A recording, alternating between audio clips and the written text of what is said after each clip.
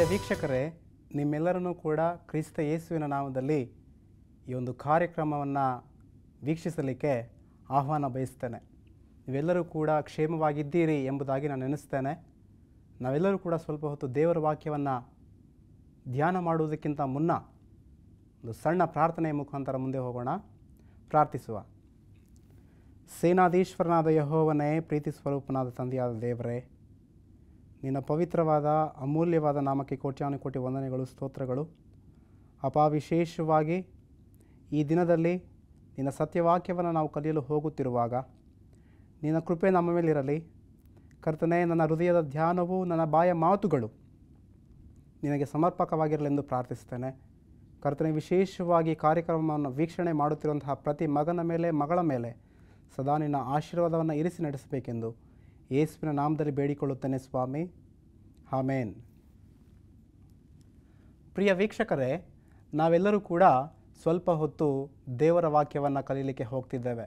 ಈ ಹೊತ್ತು ನಾವು ಸುಲಭವಾಗಿ ನಮ್ಮನ್ನು ಮುತ್ತಿಕೊಳ್ಳುವಂತಹ ಪಾಪಗಳ ಕುರಿತಾಗಿ ಕಲಿಯೋಣ.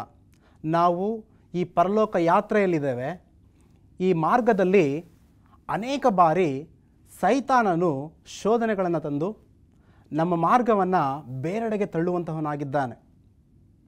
ಹಣದಾಸೆಯಿಂದ, ಸ್ವಾರ್ಥತೆಯಿಂದ, ದ್ವೇಷದಿಂದ ಅನೇಕ ಬೇರೆ ಬೇರೆ ಮಾರ್ಗಗಳಿಗೆ ಸೈತಾನನು ನಮ್ಮನ್ನು ಎಳೆದುಕೊಂಡು ಹೋಗುವಂಥವನಾಗಿದ್ದಾನೆ.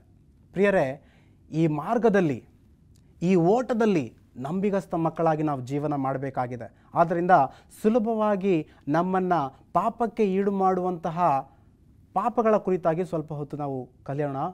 ದೇವರ ಭಯಭಕ್ತಿಯಲ್ಲಿ ಸದಾಕಾಲ ಜೀವಿಸಲು ಈ ವಾಕ್ಯಗಳು ನಮ್ಮನ್ನು ಚೈತನ್ಯಗೊಳಿಸುತ್ತೆ, ನಮ್ಮನ್ನು ಬಲಗೊಳಿಸುತ್ತೆ ಎಂಬುದನ್ನು ನಾವು ಮನಸ್ಸಿನಲ್ಲಿ ಇಟ್ಕೊಳ್ಬೇಕು. ಮುಂದೆ ನೋಡೋಣ ಬನ್ನಿ.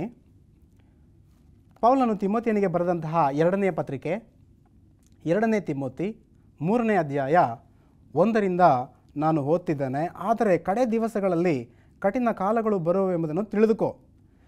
ತಿಮೋತಿ, ಈ ಮಾತನ್ನು ನೀನು ನೆನಪಿನಲ್ಲಿಡು. ಈ ಅಂತಿಮ ಗಳಿಗೆಯಲ್ಲಿ, ಕೊನೆಯ ಕಾಲದಲ್ಲಿ ಬಹು ಭೀಕರವಾದಂತಹ, ಬಹು ಕಠಿಣವಾದಂತಹ ಸಮಯಗಳು ಬರುತ್ತೆ ಎಂಬುದನ್ನು ನೀನು ಮನಸ್ಸಿನಲ್ಲಿಡು ಎಂಬುದಾಗಿ ಹೇಳ್ತಿದ್ದಾನೆ. ಅಷ್ಟೇ ಅಲ್ಲ, ಈ ವಚನದಲ್ಲಿ ನಾವು ಮುಂದೆ ಓದುವಾಗ 2ನೇ ವಚನವನ್ನು ನಾನು ಓದ್ತಿದ್ದೇನೆ. ಈ ಅಂತಿಮ ಕಾಲದಲ್ಲಿ ಮನುಷ್ಯರು ಸ್ವಾರ್ಥ ಚಿಂತಕರಾಗಿರ್ತಾರೆ, ಹಣದಾಸೆಯುಳ್ಳವರಾಗಿರುತ್ತಾರೆ, ಬಡಾಯಿ ಕೊಚ್ಚಿಕೊಳ್ಳುವವರಾಗಿರುತ್ತಾರೆ, ಅಹಂಕಾರಿಗಳಿರ್ತಾರೆ, ದೂಷಕರುಗಳಿರ್ತಾರೆ, ತಂದೆ ತಾಯಿಗಳನ್ನು ಅವಿಧೇಯ ಮಕ್ಕಳಾಗಿ ಜೀವಿಸ್ತಾರೆ, ಉಪಕಾರವನ್ನು ನೆನೆಸದವರಾಗಿ ಜೀವಿಸ್ತಾರೆ, ದೇವರ ಭಯದಲ್ಲಿ ಅವರು ಇರುವುದೇ ಇಲ್ಲ ಎಂಬುದಾಗಿ ಪೌಲನು ಸ್ಪಷ್ಟವಾಗಿ 2ನೇ ವಚನದಲ್ಲಿ ತಿಳಿಸ್ತಾ ಇದ್ದಾನೆ.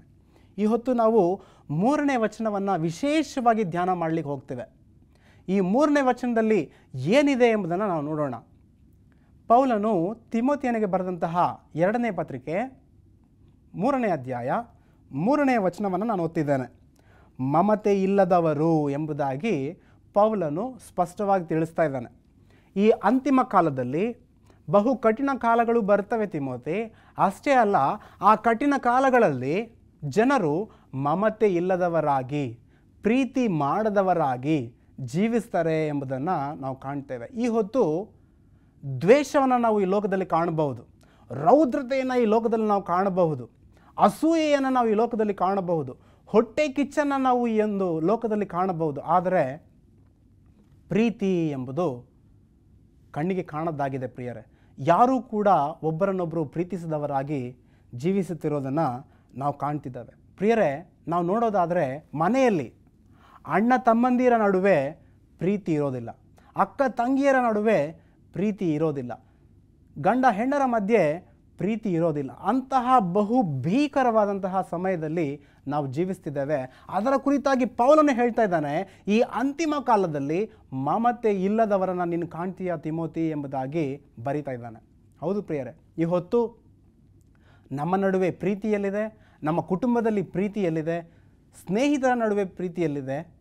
ಆದರೆ ನಮ್ಮ ಮಧ್ಯೆ ಹೊಟ್ಟೆ ಕಿಚ್ಚು, ಜಗಳ, ಸಿಟ್ಟು, ಕೋಪ, ದ್ವೇಷ ಇಂತಹ ಲಕ್ಷಣಗಳನ್ನು ಕಾಣಬಹುದೇ ವಿನಃ ಈ ಮಮತೆ, ಪ್ರೀತಿ, ಶಾಂತಿ, ಸಮಾಧಾನ ನಮ್ಮಲ್ಲಿ ಸಂಪೂರ್ಣವಾಗಿ ಇಲ್ಲದಾಗಿದೆ.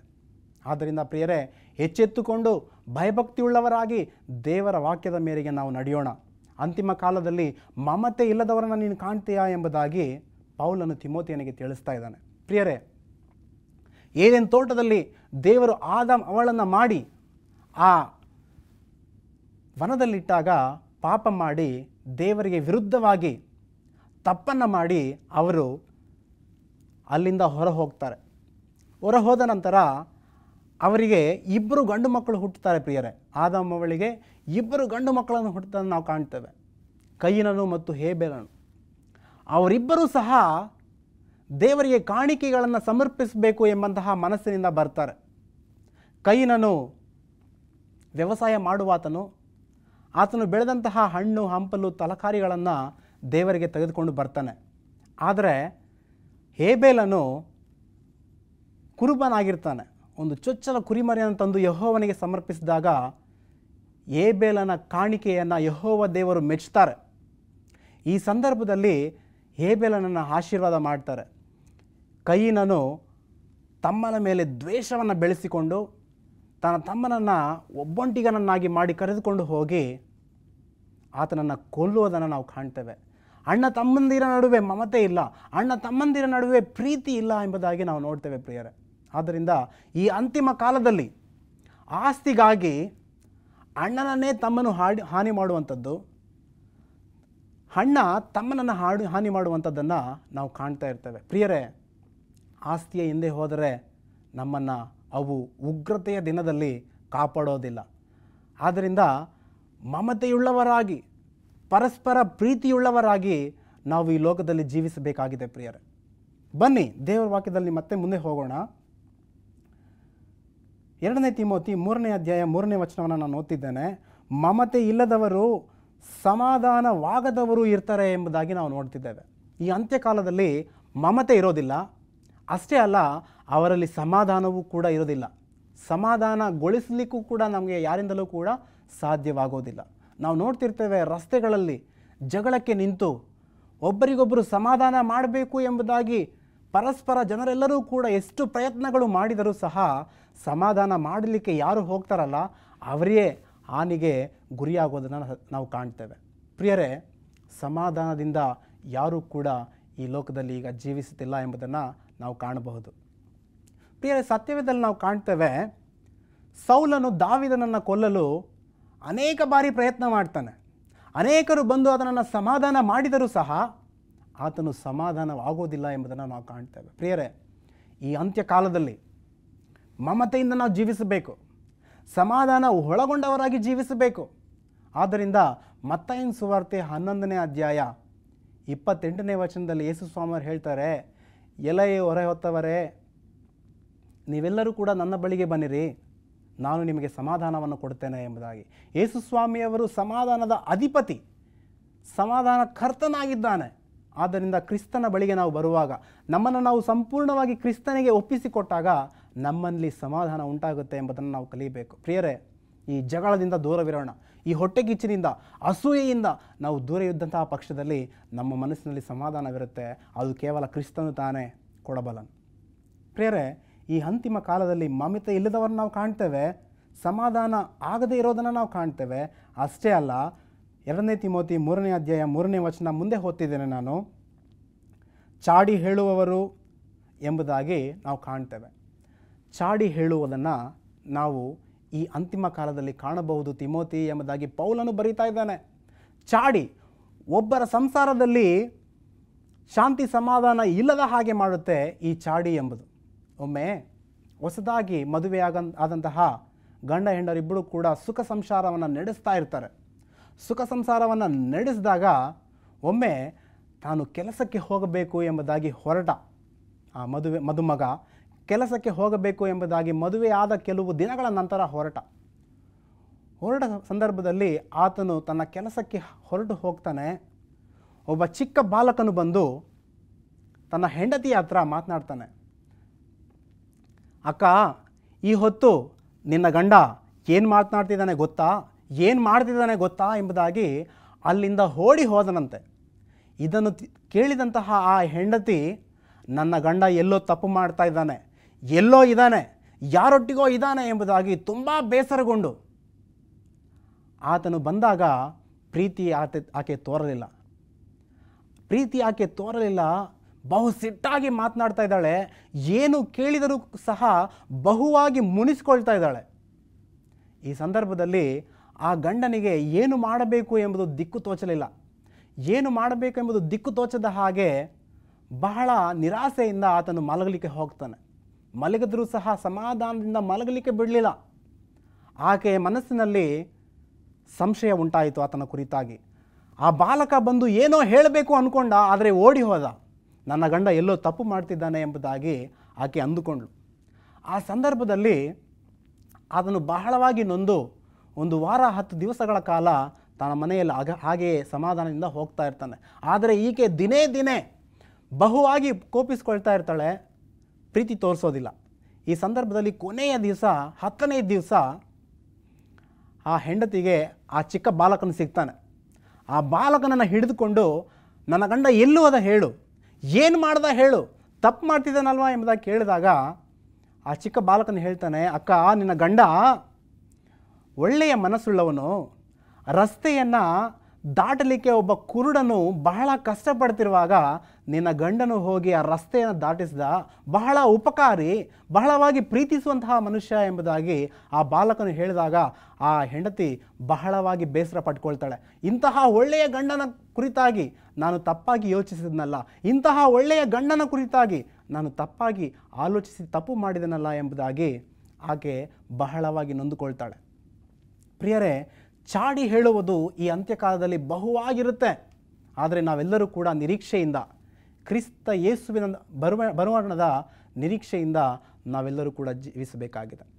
ಬನ್ನಿ, ಸತ್ಯವೇದದಲ್ಲಿ ನಾವು ಕಾಣ್ತೇವೆ, ಚಾಡಿ ಹೇಳೋದನ್ನು ನಾವು ಕಾಣ್ತೇವೆ.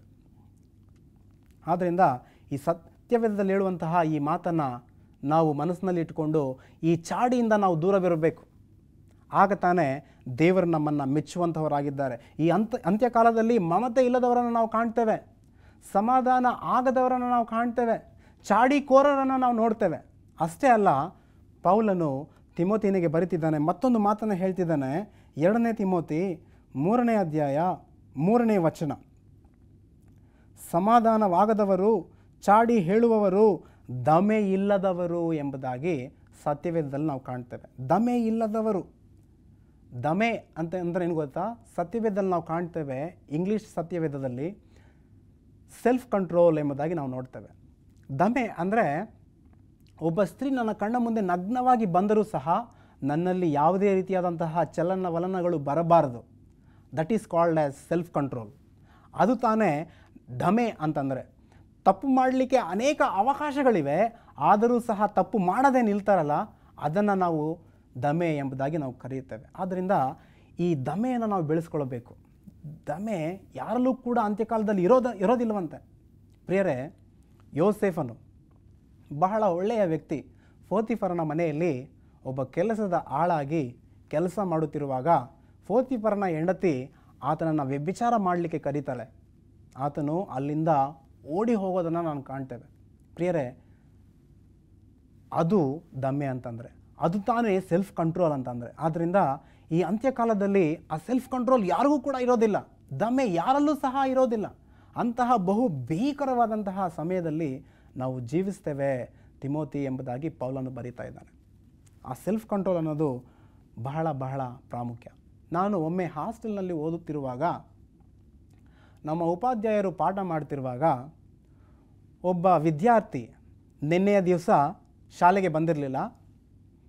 ಆತನು, ಆ ಉಪಾಧ್ಯಾಯನು ಬಹಳ ಕೋಪದಿಂದ ಆ ದಿವಸ ಆ ಹುಡುಗನನ್ನು ನಿಲ್ಲಿಸಿ, ಆ ವಿದ್ಯಾರ್ಥಿಯನ್ನು ನಿಲ್ಲಿಸಿ, ನಿನ್ನೆ ನೀನು ಎಲ್ಲಿಗೆ ಹೋಗಿದ್ದೆ ಎಂಬುದಾಗಿ ಗಟ್ಟಿಯಾಗಿ ಕೇಳಿದಾಗ ಆತನು ತಲೆಬಾಗಿ, ಆ ವಿದ್ಯಾರ್ಥಿ ತಲೆಬಾಗಿ, ಸ್ವಾಮಿ, ನೆನ್ನೆ ನಾನು ಸಿನಿಮಾಗೆ ಹೋಗಿದ್ದೆ ಸರ್, ನಾನು ನೆನ್ನೆ ಸಿನಿಮಾಗೆ ಹೋಗಿದ್ದೆ ಎಂಬುದಾಗಿ ಹೇಳಿದಾಗ ಆ ಉಪಾಧ್ಯಾಯನು ಬಹಳ ಕೋಪದಿಂದ ಒಂದು ಮಾತನ್ನು ಹೇಳ್ದ, ಪ್ರಿಯರೇ, where is your self control ಎಂಬುದಾಗಿ. ನಿನ್ನ ಆ ದಮೆಯಲ್ಲಿ, ನಿನ್ನಲ್ಲಿ ಆ ಹತೋಟಿಯಲ್ಲಿ, ನಿನ್ನ ಮೇಲೆ ನಿನಗೆ ಸಂಪೂರ್ಣವಾದಂತಹ ಹತೋಟಿ ಇರಬೇಕು. ಆದರೆ ಆ ಹತೋಟಿ ನಮ್ಮ ಕೈ ಮೀರಿದೆ ಈ ಹೊತ್ತು ಪ್ರಿಯರೇ. ಆದ್ದರಿಂದ ಈ ಅಂತ್ಯಕಾಲದಲ್ಲಿ ದಮೆ ಇಲ್ಲದವರನ್ನು ನಾವು ಕಾಣ್ತೇವೆ. ಆ ಸ್ನೇಹಿತನು ಸಿನಿಮಾ ನೋಡಿ ಬಂದು ಹೇಳಿದಾಗ ಗುರು ಹೇಳ್ತಾರೆ, ನಿನ್ನ ಸೆಲ್ಫ್ ಕಂಟ್ರೋಲ್ ಎಲ್ಲಿ? ನಿನ್ನ ಮೇಲೆ ನಿನಗೆ ಸಂಪೂರ್ಣವಾದಂತಹ ಹತೋಟಿ ಇಲ್ಲ, ನೀನು ಸಿನಿಮಾಗೆ ದಾಸನಾಗಿದ್ದೀಯಾ ಎಂಬುದಾಗಿ ಆತನು ಬೈದ ಎಂಬುದಾಗಿ ನಾವು ಕಾಣ್ತೇವೆ. ಪ್ರಿಯರೇ, ಈ ಅಂತ್ಯಕಾಲದಲ್ಲಿ ದಮೆ ಯಾರಲ್ಲೂ ಕೂಡ ಇರೋದಿಲ್ಲ. ಆ ಸೆಲ್ಫ್ ಕಂಟ್ರೋಲ್ ಅನ್ನೋದು ನಮಗೆ ತುಂಬಾ ಪ್ರಾಮುಖ್ಯ. ನಮ್ಮ ಮೇಲೆ ನಮಗೆ ಸಂಪೂರ್ಣವಾದಂತಹ ಹತೋಟಿ ಈ ಸತ್ಯವೇದದಲ್ಲಿ ನಾವು ಕಾಣಬೇಕು. ಅದು ನಮಗೆ ತುಂಬಾ ಪ್ರಾಮುಖ್ಯ. ಅನೇಕ ಬಾರಿ ಕಣ್ಣುಗಳಿಂದ ನಾವು ತಪ್ಪು ಮಾಡ್ತೇವೆ. ದಾವೀದನು ತನ್ನ ರಾಜಗೃಹದಿಂದ ಮೇಲಕ್ಕೆ ಬಂದು ನೋಡಿದಾಗ ಒಬ್ಬ ಸ್ತ್ರೀ ಸ್ನಾನ ಮಾಡುತ್ತಿರುವುದನ್ನು ಕಂಡು ಆಕೆಯೊಟ್ಟಿಗೆ ವ್ಯಭಿಚಾರವನ್ನು ಮಾಡಿ ತಪ್ಪನ್ನು ಮಾಡ್ತಾನೆ. ಕಣ್ಣಿನಿಂದ ತಪ್ಪನ್ನು ಮಾಡ್ದ, ತನ್ನ ಕ್ರಿಯೆಗಳಿಂದ ತಪ್ಪನ್ನು ಮಾಡ್ದ.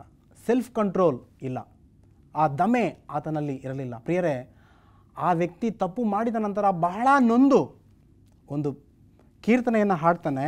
51ನೇ ಕೀರ್ತನೆ ನಾನು ಓದ್ತಿದ್ದೇನೆ. 51ನೇ ಕೀರ್ತನೆ 1ರಿಂದ ಅಧ್ಯಾಯ ಪೂರ್ತಿಯಾಗಿ ಆತನು ಈ ವಿಚಾರವಾಗಿ ಮಾತನಾಡೋದನ್ನು ನಾವು ಕಾಣ್ತೇವೆ. 51ನೇ ಅಧ್ಯಾಯ. ಪ್ರೀತಿ ಸ್ವರೂಪನಾದ ದೇವರೇ, ನನ್ನನ್ನು ಕರುಣಿಸು, ಕರುಣಾನಿಧಿಯೇ, ನನ್ನ ದ್ರೋಹವನ್ನೆಲ್ಲ ಅಳಿಸಿಬಿಡು, ನನ್ನ ಪಾಪವನ್ನು ಸಂಪೂರ್ಣವಾಗಿ ತೊಳೆದು ಬಿಡು, ನನ್ನ ದೋಷವನ್ನು ಪರಿಹರಿಸಿ ನನ್ನನ್ನು ಶುದ್ಧಿಗೊಳಿಸು ಎಂಬುದಾಗಿ ಪ್ರಾರ್ಥನೆ ಮಾಡ್ತಾನೆ. ಪ್ರಿಯರೇ, ಆತನು ಸೆಲ್ಫ್ ಕಂಟ್ರೋಲ್ ಇಲ್ಲದ ಹಾಗೆ ತಪ್ಪನ್ನು ಮಾಡಿದ. ಈ ಕೊನೆ ಕಾಲದಲ್ಲಿ ನಾವು ಕೂಡ ನಮ್ಮ ಮೇಲೆ ನಮಗೆ ಸಂಪೂರ್ಣವಾದಂತಹ ಹತೋಟಿ ಇಲ್ಲದೆ ನಾವು ಲೋಕದ ಐಹಿಕ ವಿಚಾರಗಳಿಗೆ ತುತ್ತಾಗ್ತಾ ಇದ್ದೇವೆ, ಪಾಪವನ್ನು ಮಾಡುವಂಥವರಾಗಿದ್ದೇವೆ. ಪ್ರಿಯರೇ, ಅಂತಹವರ ಸಾಲಿಗೆ ನಾವು ಸೇರಲೇಬಾರದು. ನೋಡಿ, ಶದ್ರಾಕ್, ಮೆಷಕ್, ಅಬೇದ್ನೆಗೋದವರು ದಾನಿಯೇಲನು ಬಬುಲೋನ್ ದೇಶದಲ್ಲಿದ್ದಾಗ ಅವರು ತಿನ್ನಲು ಬೇಕಾದಂತಹ ರಾಜ ಆಹಾರವನ್ನು, ರಾಜನು ಮಾಡುವಂತಹ ಪಾನವನ್ನು ಮಾಡಬೇಕು ಎಂಬುದಾಗಿ ತಂದುಕೊಟ್ಟಾಗ ಅವರೆಲ್ಲರೂ ಸಹ ಅದನ್ನು ತಿರಸ್ಕಾರ ಮಾಡ್ತಾರೆ. ಯಾಕಪ್ಪ ಅಂತಂದರೆ ಅವು ನಮ್ಮನ್ನು ಹಾನಿ ಮಾಡ್ತವೆ, ಅವು ನಮ್ಮನ್ನು ದೇವರಿಂದ ಬಹು ದೂರವಾಗಿ ತೆಗೆದುಕೊಂಡು ಹೋಗ್ತವೆ. ಆದ್ದರಿಂದ ಆ ಪಾನೀಯಗಳು ನಮಗೆ ಬೇಡ, ಆ ಆಹಾರ ಪದಾರ್ಥಗಳು ನಮಗೆ ಬೇಡ, ಕುಡಿಯಲಿಕ್ಕೆ ನೀರು ಸಾಕು, ತಿನ್ನಲಿಕ್ಕೆ ಶಾಕಾಹಾರವನ್ನು ನಮಗೆ ಕೊಡಿ ಎಂಬುದಾಗಿ ಅವರು ಬೇಡಿಕೊಳ್ಳೋದನ್ನು ನಾವು ಕಾಣ್ತೇವೆ. ಯಾಕೆ ಅಂತಂದರೆ ಅವರಿಗೆ ಆ ಸೆಲ್ಫ್ ಕಂಟ್ರೋಲ್ ಇತ್ತು, ಅವರಿಗೆ ಆ ದಮೆ ಇತ್ತು, ಅವರ ಮೇಲೆ ಅವರಿಗೆ ಸಂಪೂರ್ಣವಾದಂತಹ ಹತೋಟಿ ಇತ್ತು.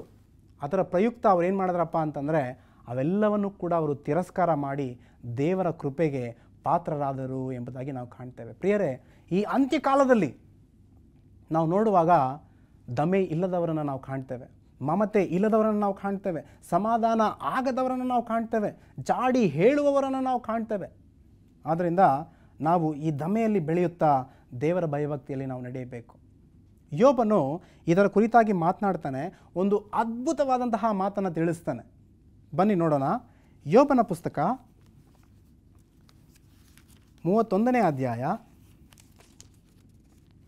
ಯೋಬನ ಪುಸ್ತಕ 31ನೇ ಅಧ್ಯಾಯ 1ನೇ ವಚನ. ನನ್ನ ಕಣ್ಣುಗಳೊಡನೆ ನಿಬಂಧನೆಯನ್ನು ಮಾಡಿಕೊಂಡಿದ್ದೇನೆ, ಯುವತಿಯ ಮೇಲೆ ಹೇಗೆ ಕಣ್ಣಿಟ್ಟೇನು ಎಂಬುದಾಗಿ ಆತನು ಹೇಳ್ತಿದ್ದಾನೆ. ನನ್ನ ಕಣ್ಣುಗಳೊಟ್ಟಿಗೆ, ನನ್ನ ನೇತ್ರಗಳ ಒಟ್ಟಿಗೆ, ನನ್ನ ನಯನಗಳ ಒಟ್ಟಿಗೆ ನಾನು ಒಂದು ನಿಬಂಧನೆಯನ್ನು, ಒಡಂಬಡಿಕೆಯನ್ನು ಮಾಡಿಕೊಂಡಿದ್ದೇನೆ. ಏನು ಆ ಒಡಂಬಡಿಕೆ, ಏನು ಆ ನಿಬಂಧನೆ ಅಂತಂದರೆ, ನಾನು ಕಣ್ಣೆತ್ತಿ ಯಾವ ಸ್ತ್ರೀಯನ್ನು ಕೂಡ ನೋಡಬಾರದು, ಅಂತಹ ಒಂದು ಒಡಂಬಡಿಕೆಯನ್ನು ಮಾಡಿಕೊಂಡಿದ್ದೇನೆ ಎಂಬುದಾಗಿ ಯೋಬನು ಹೇಳ್ತಿದ್ದಾನೆ. ಪ್ರಿಯರೇ, ಈ ಹೊತ್ತು ನಾವು ಅಂತಹ ಒಂದು ಒಡಂಬಡಿಕೆಯನ್ನು ಮಾಡಿಕೊಳ್ಳಬೇಕು. ನನ್ನ ದೃಷ್ಟಿಯನ್ನು ನಾನು ಕೆಟ್ಟದಾಗಿ ನಾನು ಯಾರ ಸ್ತ್ರೀಯೂ ಕೂಡ ಆ ಒಂದು ಕಣ್ಣುಗಳಿಂದ ನೋಡೋದಿಲ್ಲ.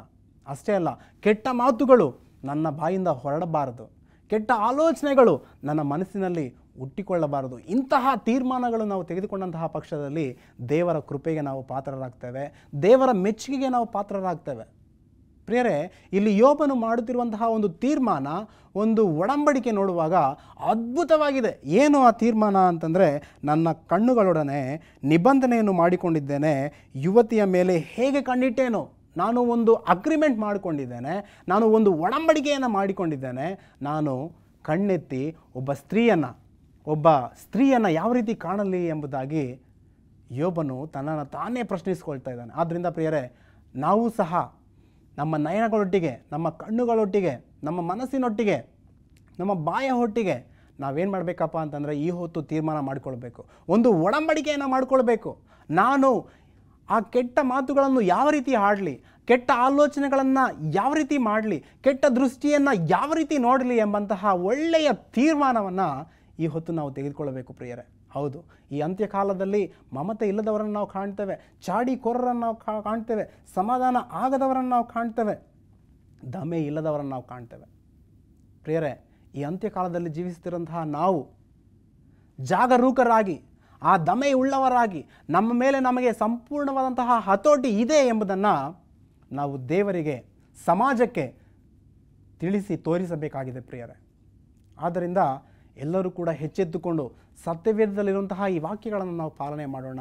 ನಮ್ಮ ಕಣ್ಣುಗಳೊಟ್ಟಿಗೆ ನಾವು ನಿಬಂಧನೆಯನ್ನು ಮಾಡೋಣ, ನಮ್ಮ ಕಣ್ಣುಗಳೊಟ್ಟಿಗೆ ನಾವು ಒಂದು ಒಡಂಬಡಿಕೆಯನ್ನು ಮಾಡೋಣ, ನಮ್ಮ ಬಾಯ ಒಟ್ಟಿಗೆ ಒಂದು ಒಡಂಬಡಿಕೆ ಮಾಡೋಣ, ನಮ್ಮ ಆಲೋಚನೆಗಳೊಟ್ಟಿಗೆ ಒಂದು ನಿಬಂಧನೆಯನ್ನು ನಾವು ಮಾಡಬೇಕು, ಒಡಂಬಡಿಕೆಯನ್ನು ಈ ಹೊತ್ತು ನಾವು ಮಾಡಬೇಕು. ಆದ್ದರಿಂದ ಯೋಸೇಫನು ವ್ಯಭಿಚಾರ ಮಾಡಲಿಕ್ಕೆ ಕರೆದರೂ ಸಹ ಆತನು ವ್ಯಭಿಚಾರ ಮಾಡಲಿಲ್ಲ.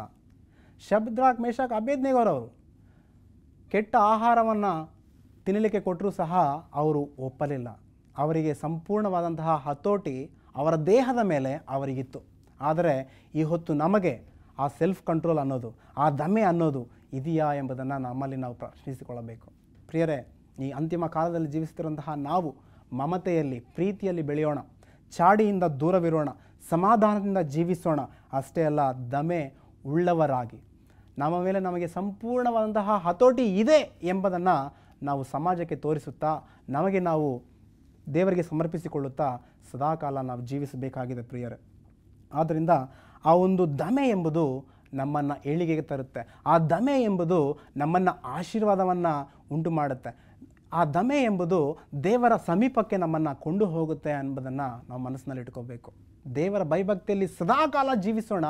ಆಗ ತಾನೇ ದೇವರು ನಮ್ಮನ್ನು ಮೆಚ್ಚುತ್ತಾನೆ, ಆಗ ತಾನೇ ದೇವರು ನಮ್ಮನ್ನು ಆ ಎರಡನೇ ಬರುಣದಲ್ಲಿ ಆ ಪರಲೋಕ ರಾಜ್ಯಕ್ಕೆ ಕೊಂಡೊಯ್ಯುತ್ತಾನೆ ಪ್ರಿಯರೇ. ಆ ರಾಜ್ಯದಲ್ಲಿ ನಾವು ಸದಾಕಾಲ ಕ್ರಿಸ್ತನೊಟ್ಟಿಗೆ ದಮೆ ಉಳ್ಳವರಾಗಿ, ಕ್ರಿಸ್ತನೊಟ್ಟಿಗೆ ಸದಾಕಾಲ ನಿತ್ಯತ್ವಕ್ಕೂ ಕೂಡ ಕ್ರಿಸ್ತನೊಟ್ಟಿಗೆ ನಾವು ಜೀವಿಸುವಂತಹವರಾಗಿರ್ತೇವೆ. ಆದ್ದರಿಂದ ನಾವೆಲ್ಲರೂ ಕೂಡ ಪ್ರಿಯರೇ, ಈ ಚಾಡಿಯಿಂದ ದೂರವಿದ್ದು ಸಮಾಧಾನದಿಂದ ಜೀವಿಸುತ್ತಾ ದಮೆ ಉಳ್ಳವರಾಗಿ, ಪ್ರೀತಿಯುಳ್ಳವರಾಗಿ ಕ್ರಿಸ್ತನಲ್ಲಿ ಜೀವಿಸೋಣ.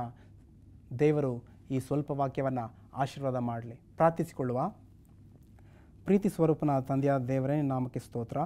ಅಪ್ಪ, ವಿಶೇಷವಾಗಿ ಈ ಒಂದು ಸಂದರ್ಭದಲ್ಲಿ ನಿನ್ನ ವಾಕ್ಯವನ್ನು ನಾವು ಕೇಳಿದ್ದೇವೆ ಸ್ವಾಮಿ. ವಿಶೇಷವಾಗಿ ನಮ್ಮನ್ನು ಆಶೀರ್ವಾದ ಮಾಡು. ಈ ವಾಕ್ಯವನ್ನು ಕೇಳಿದಂತಹ ಪ್ರತಿ ಮಗನನ್ನು, ಮಗಳನ್ನು ನೀವೇ ಕರ್ತನೆ ಆಶೀರ್ವದಿಸಿ, ನಿನ್ನ ಭಯಭಕ್ತಿಯಲ್ಲಿ ಕರ್ತನೆ ಮಕ್ಕಳೆಲ್ಲರೂ ಕೂಡ ಜೀವಿಸಲು ಸಹಾಯವನ್ನು ಮಾಡಿರಿ ಸ್ವಾಮಿ. ನಾವೆಲ್ಲರೂ ಕೂಡ ಮಮತೆಯುಳ್ಳವರಾಗಿ ಕರ್ತನೆ, ಚಾಡಿಕೋರರಿಂದ ದೂರವಿದ್ದು ದಮೆ ಉಳ್ಳವರಾಗಿ ಸ್ವಾಮಿ ಸಮಾಧಾನವಾಗಿ ಜೀವಿಸಲು ಸಹಾಯವನ್ನು ಮಾಡಬೇಕೆಂದು ಪ್ರಾರ್ಥಿಸ್ತೇವೆ ಸ್ವಾಮಿ. ವಿಶೇಷವಾಗಿ ಶಾಂತಿ ಸಮಾಧಾನವನ್ನು, ಆರೋಗ್ಯ ಭಾಗ್ಯವನ್ನು ಈ ಕಾರ್ಯಕ್ರಮವನ್ನು ವೀಕ್ಷಣೆ ಮಾಡುತ್ತಿರುವಂತಹ ಪ್ರತಿ ಮಗನಿಗೆ, ಮಗಳಿಗೆ ಸಮೃದ್ಧಿಯಾಗಿ ಕೊಟ್ಟು ನಿನ್ನ ಎರಡನೆಯ ಬರೋಣಕ್ಕೆ ನಮ್ಮನ್ನು ಸಿದ್ಧಗೊಳಿಸಬೇಕೆಂದು ಯೇಸುವಿನ ನಾಮದಲ್ಲಿ ಬೇಡಿಕೊಳ್ಳುತ್ತೇನೆ ಸ್ವಾಮಿ. ಆಮೇನ್.